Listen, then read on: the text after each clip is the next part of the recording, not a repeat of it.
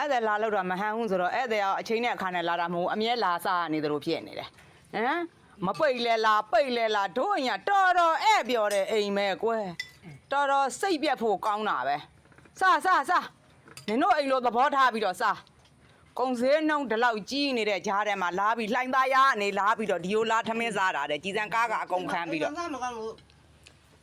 အိမ်မှာစားမကောင်းလို့ကိုယ့်ကိုဆိုင်တက်စားတော့အဲ့ဒါလောက်မကုန်ဘူးကားကအကုန်ခံပြီးဒီမှာလာစားလဲတဲ့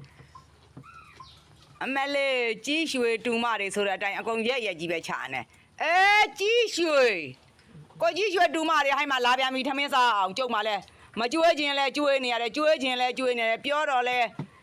ငါလွန်တယ်လို့အောင်းမှေတယ်အဲ့တဲ့တယောက်ကစိတ်ကတက်တာမဟုတ်စားကြငါစိတ်မကောင်းခြင်းများစွာနဲ့ပဲငါကျွေးလိုက်ပါတော့မယ်ပြန်တက်လာတယ်